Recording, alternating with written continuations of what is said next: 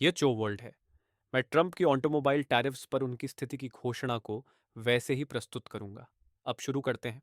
ये अमेरिका में मुक्ति दिवस की शुरुआत है। हम उन लोगों द्वारा हमसे छीनी गई धनराशि का कुछ हिस्सा वापस लेंगे जो इस मेज के पीछे या किसी अन्य उतने शानदार नहीं मेज के पीछे बैठे हैं। जैसा कि आप सभी जानते हैं, उनके पास 7 विकल्प हैं और हम उन देशों पर शुल्क लगाएंगे जो हमारे देश में व्यवसाय करते हुए हमारे रोजगार छीनते हैं। उन्होंने वर्षों में हमारी संपत्ति और बहुत कुछ ले लिया है। उन्होंने मित्रों और दुश्मनों दोनों से बहुत कुछ छीना है, और ईमानदारी से कहें तो मित्र अक्सर दुश्मनों से कहीं ज्यादा बुरे होते हैं। और यह कदम सिर्फ एक मामूली शुरुआत है। हमारा कार्य है कि हम अमेरिकी निर्मित नहीं होने वाली सभी कारों पर 25% का शुल्क लगाएं। यदि कार अमेरिका में निर्मित की जाती है तो कोई शुल्क नहीं लगेगा। हमने 2.5% की बेस दर से शुरुआत की थी, लेकिन अब हम इसे 25% तक बढ़ा देंगे। और जैसा कि आप सभी जानते हैं, इस विशाल कहानी की सही रिपोर्टिंग नहीं हो रही है। टैरिफ के बोझ से बचने के लिए कंपनियां अमेरिका लौट रही हैं, और 5 नवंबर के चुनाव की बदौलत वे भी बहुत प्रसन्न हैं। इसके अलावा एआई उस स्तर पर उभर रहा है जैसा कि अब तक किसी ने नहीं देखा है। इसे एक नए प्रकार के व्यवसाय के रूप में कहा जा सकता है। लेकिन पूरे अमेरिका में फैक्ट्रियां स्थापित हो रही हैं, जिनमें से कई पहले से ही चालू हैं। बिल्कुल सही। हम प्रारंभिक बिजली समस्याओं को तेजी से हल कर रहे हैं और आवश्यक अनुमतियां भी बहुत जल्दी प्राप्त कर रहे हैं। इससे कंपनियों के संचालन वातावरण में काफी सुधार होगा।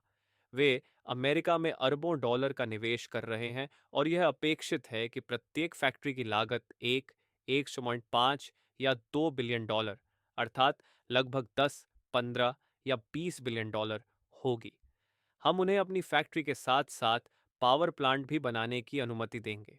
वे इस तथ्य पर अचंभित हैं, और जैसा कि मैंने हमेशा किया है, मैं बहुत तेजी से अनुमति प्राप्त करूंगा। ठीक वैसे ही जैसे मैंने लुइजियाना में 2 LNG संयंत्रों की अनुमति प्राप्त की थी। 14 साल की प्रतीक्षा के बाद मैंने एक अनुमति एक दिन में प्राप्त की, और 12 साल की प्रतीक्षा के बाद मैंने एक अन्य अनुमति एक सप्ताह में प्राप्त की थी। फिर भी ये सभी मेरे लिए अत्यंत रोमांचक है।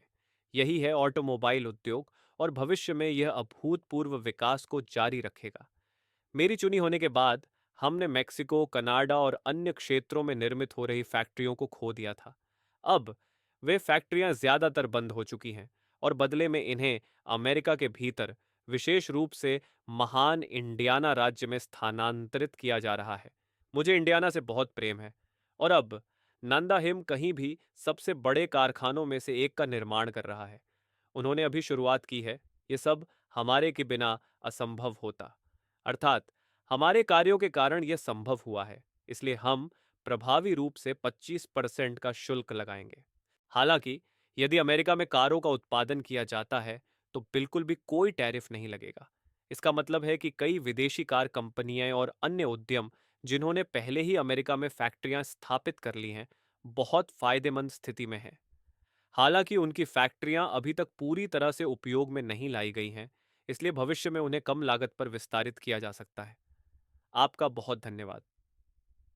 ये भाषण ट्रंप राष्ट्रपति द्वारा दिया गया था, जिन्होंने अमेरिकी ऑटोमोटिव उद्योग की सुरक्षा के लिए गैर अमेरिकी कारों पर 25% का टैरिफ लगाने की घोषणा की थी। दूसरे शब्दों में, विदेश में निर्मित कारों पर अतिरिक्त लागत लगाकर घरेलू उत्पादन को प्रोत्साहित करने और विदेश से अमेरिका की संपत्ति और नौकरियों को पुनः प्राप्त करने का उद्देश्य है। अब तक ये चो वर्ल्ड रहा है। धन्यवाद।